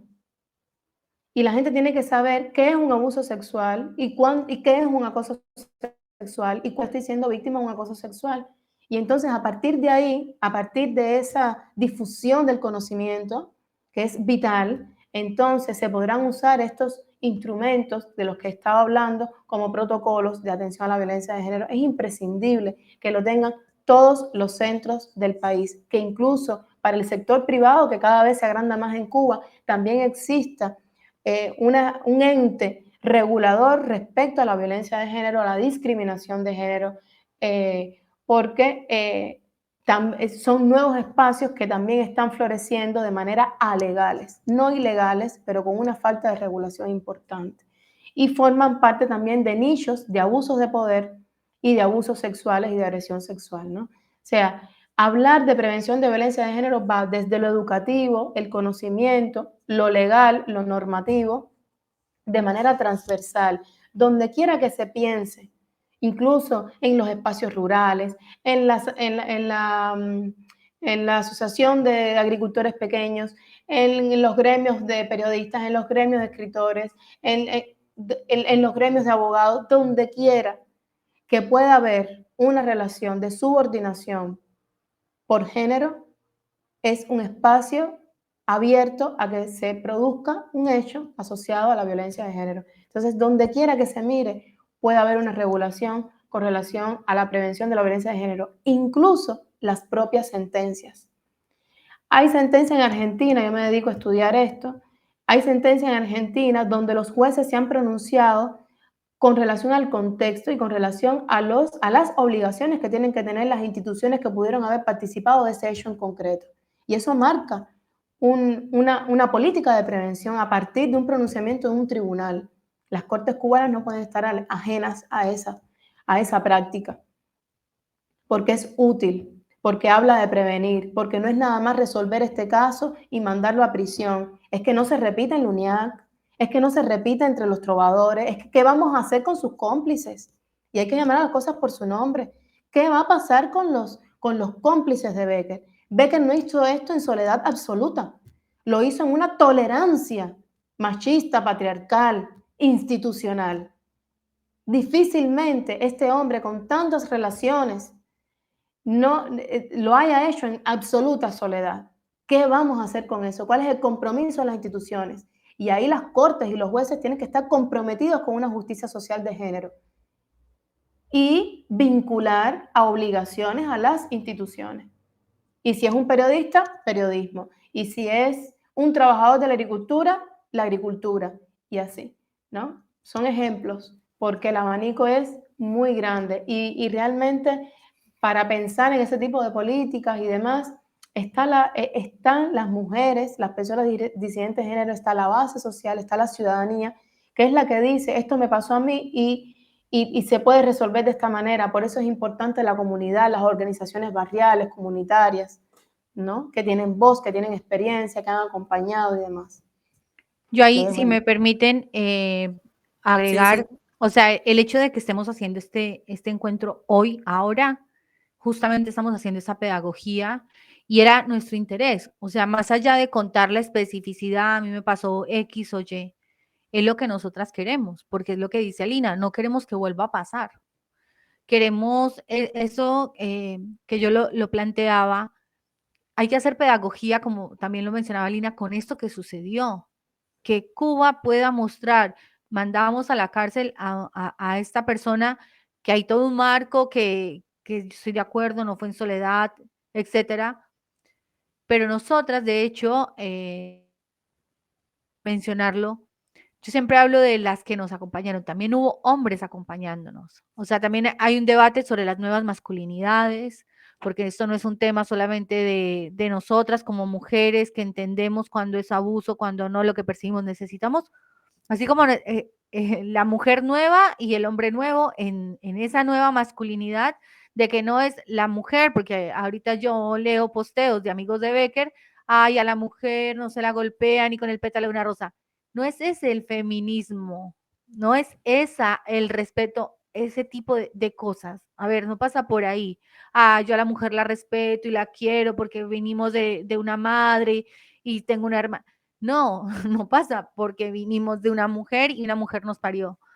Es todo ese andamiaje, todo ese, es porque es muy complejo el darnos este lugar de que no nos vean como eso, como instrumentos, de que no pueden hacer con nosotras, ejercer ese poder, ejercer esa manipulación desde tantos ámbitos. Entonces, es un trabajo que, como bien lo marcaba Lina, no es solamente desde lo institucional, lo jurídico, las políticas que tienen que haber desde el Estado, sino todo esto, este mundo de organizaciones, de instituciones y acá mismo, o sea, de seguirnos convocando frente a este tipo de cosas y para que la violencia de género la podamos erradicar.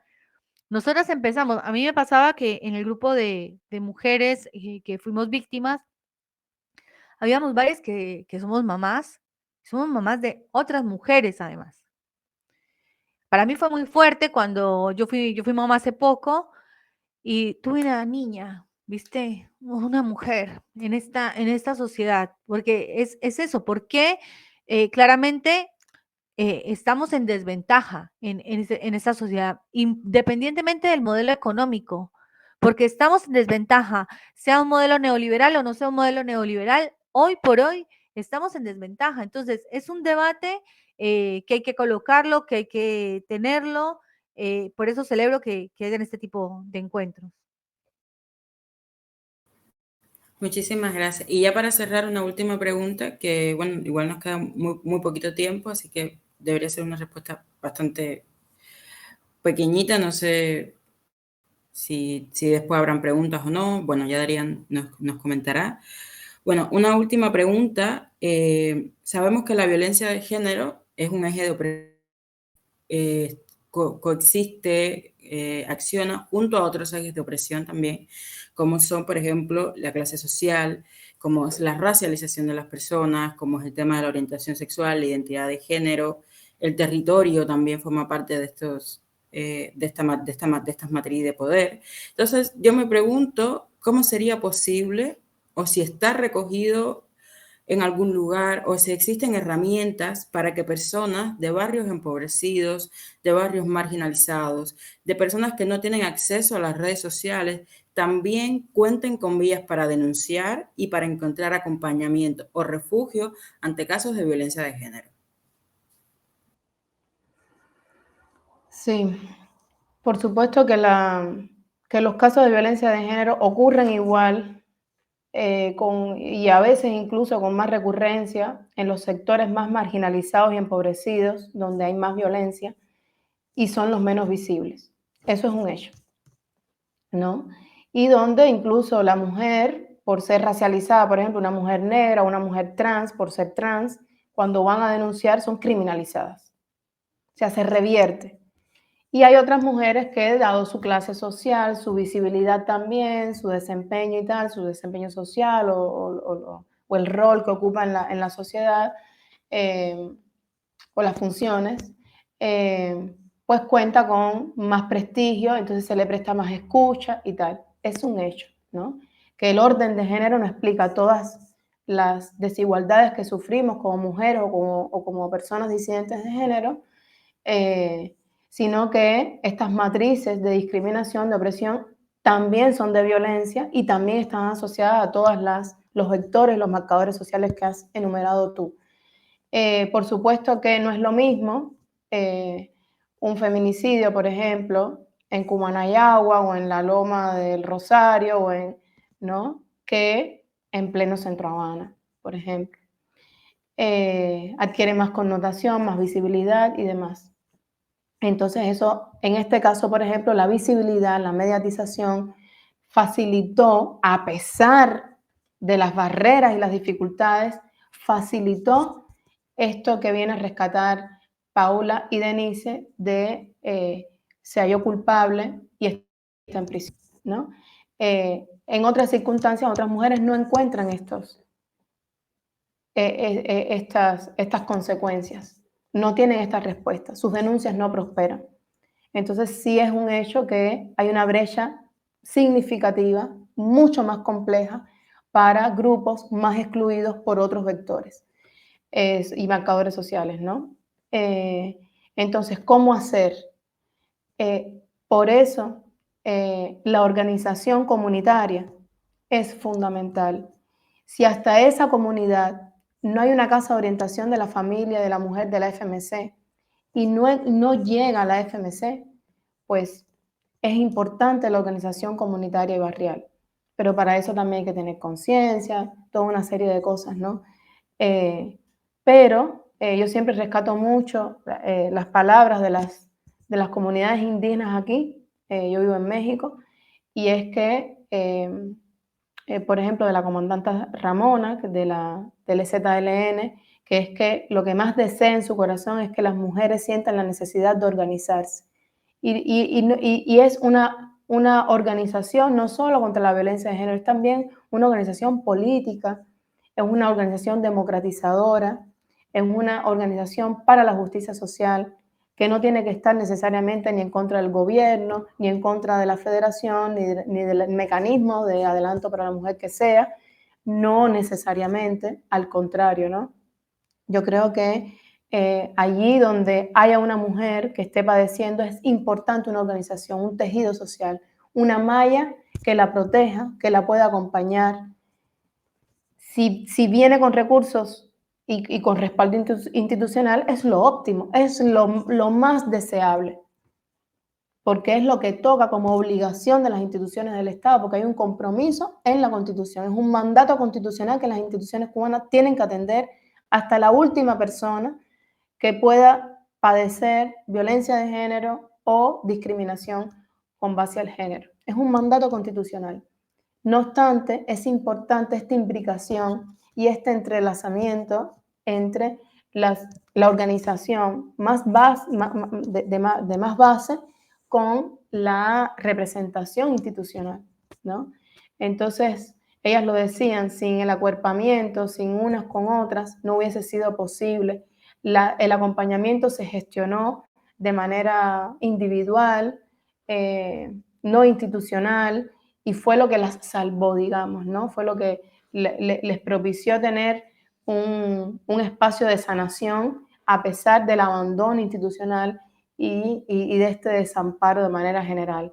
Entonces, yo creo que también la solución va por ahí, de reconocer esto y de poder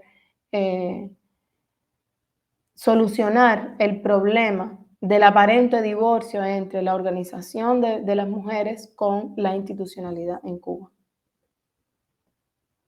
Bueno, muchísimas gracias. Ha sido un gran honor realmente tenerlas aquí y realmente muy esclarecedor todas las cosas que han planteado, todas las cosas que han dicho, y estoy segura que muchas personas nos reconocemos en sus historias, nos reconocemos en sus testimonios y en todas las cosas que nos plantearon acá. Por mi parte, le dejo esto abierto a Adrián. No sé. Creo que no nos escucha. No sé qué viene ahora. Si alguien tiene preguntas, si ya cerramos y las preguntas se hacen sí, por chat. No sé, si Paula, Denise, María tienen preguntas, quisieran agregar algo, en fin.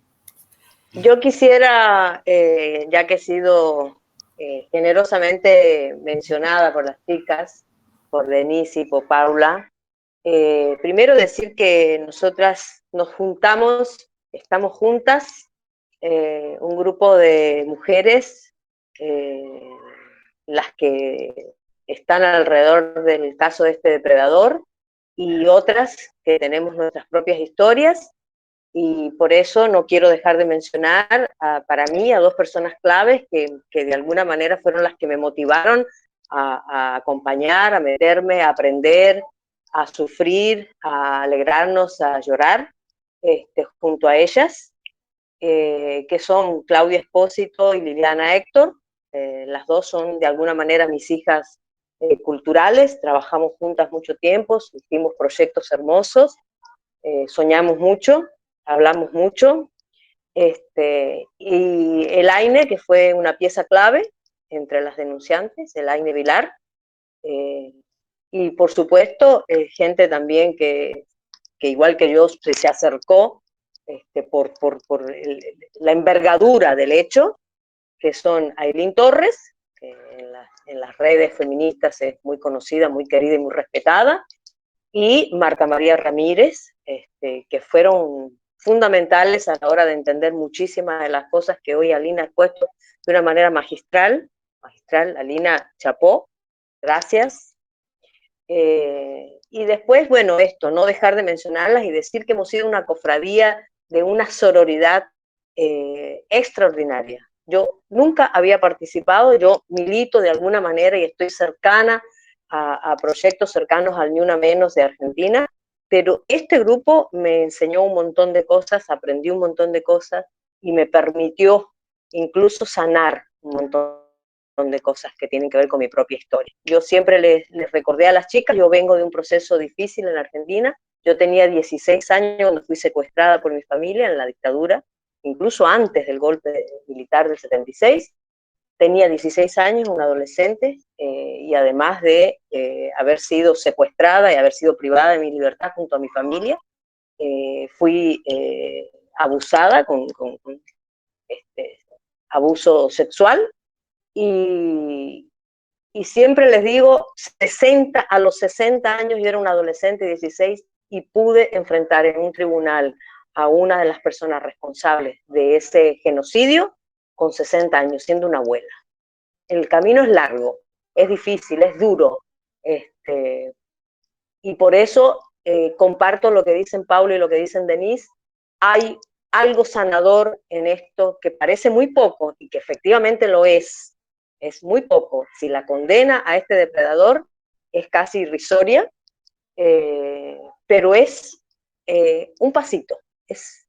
Yo les dije a las chicas cuando fue el juicio, la condena, y luego ahora cuando supimos que esa condena había sido reducida en medio de esta cosa extraña, rara, falta de transparencia, que por supuesto nos hace dudar de muchas cosas, y nos hace plantearnos, bueno, esta lucha que hacemos en paralelo, independientemente de la justicia y del oficialismo, tenemos que continuarla, tenemos que seguirla, hemos encontrado un espacio, encontramos una brecha, y creo que, como les dije a las chicas una vez, el camino se hace con el primer paso, y creo que hemos dado un primer paso, y que eso ya no hay vuelta atrás, esto ya no tiene vuelta atrás, y me parece que los Fernando Becker van a empezar a caer. Nosotros, los miles que hay en un montón de lugares, lugares de poder, lugares medios, en la base de la sociedad. Y eso a mí me hace pensar que justamente, ¿no? Efectivamente, yo las acompaño a las chicas, pero también entiendo a un grupo de chicas que han estado directamente con el juicio, que fueron lapidadas mediáticamente en las redes, que tuvieron que vivir esto junto a familiares que a veces las acompañaron y a veces no, que se expusieron, que fueron muy valientes, se expusieron, y ahora sienten la amargura de lo que en algunos casos les he oído decir es una burla.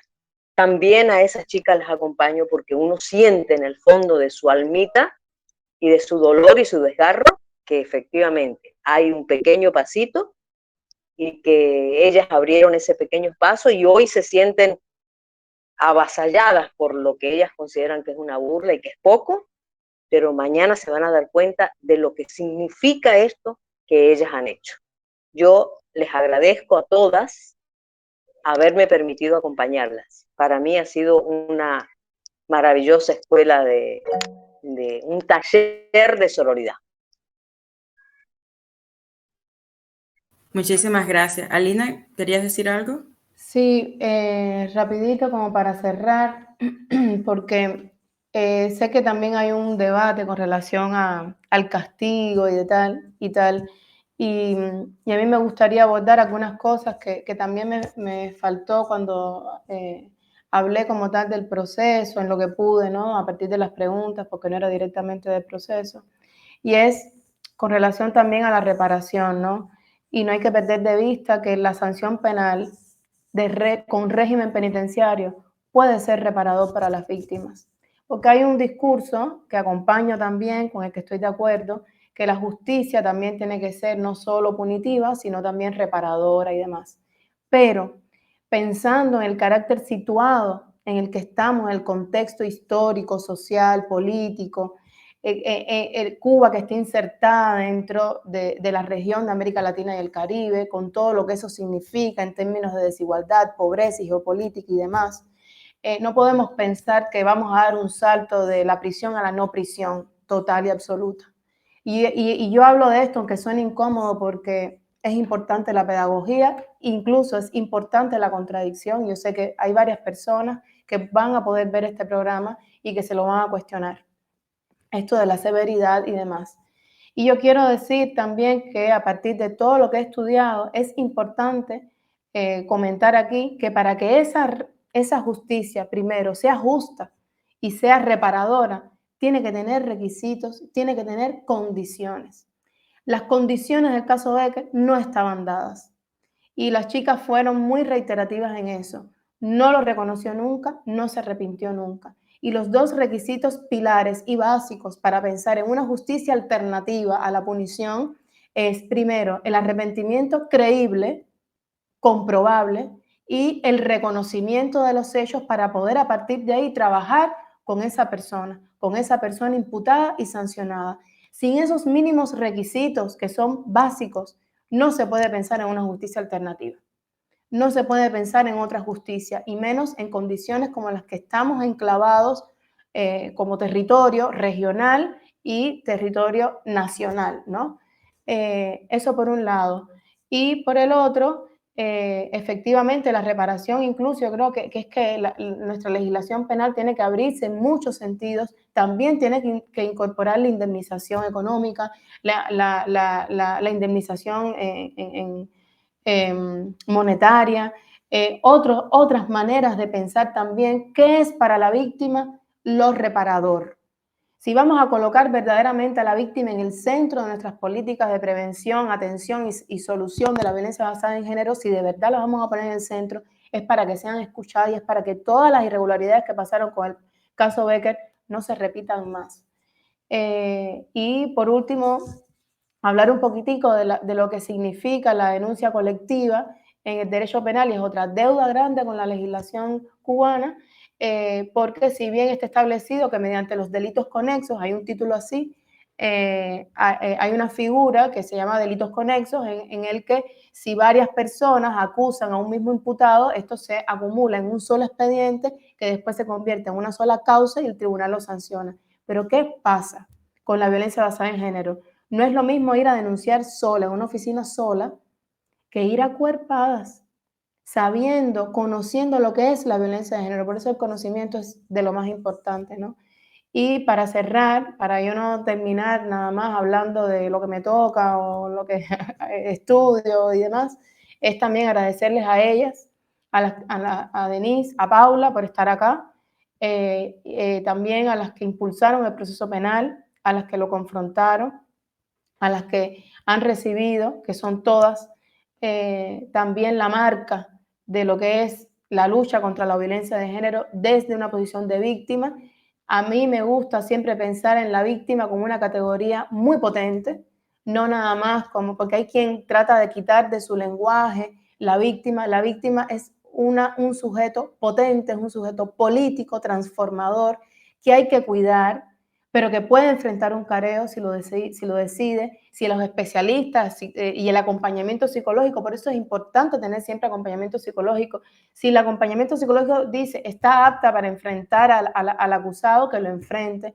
Entonces, la víctima es un sujeto político dentro del orden de género que queremos revertir como feministas. Entonces, a mí me parece que a las víctimas de Becker le tenemos mucho que agradecer, Sobre todo tenemos mucha deuda con ellas como denunciantes y también como ciudadanas, militantes feministas, porque hasta ahora he escuchado que todas son feministas y entonces de mi parte también quiero darles un profundo agradecimiento. Acompañarlas no fue fácil porque todas nos reconocemos en sus historias, pero siempre el agradecimiento y el aprendizaje, sobre todo social, ciudadano, para el futuro, ahí lo dejaron todas ustedes. Bueno, muchísimas gracias otra vez a todas. Acompaño las palabras de Alina, las agradezco muchísimo, que se hayan tomado el tiempo, que se hayan tomado los deseos, porque no siempre se desea volver a hablar y volver a escuchar sobre este tema, y yo sé que es difícil, es complicado, pero independientemente de eso, les agradezco muchísimo el tiempo, el espacio y todas las enseñanzas que igual nos dejan acá para seguir repensando todo el asunto de la violencia de género, y que precisamente el objetivo es que no suceda, pero sabemos que va a seguir sucediendo y por lo menos tener las armas, tener las herramientas y el conocimiento para poder enfrentarnos a ello. Entonces, como Adrián no está, producto del internet, me toca a mí cerrar y nuevamente agradecerles a todas y a todos el estar aquí, el haber venido, el haberse tomado el tiempo de acompañar estas 2 horas y cuarto prácticamente. Y nada, bueno, feliz de que estén y esperemos vernos pronto en otro encuentro de la historia como arma. Bueno, muchísimas gracias y hasta luego. Gracias, chicas. Hasta luego. Muchas gracias. Un abrazo muy fuerte. Chao.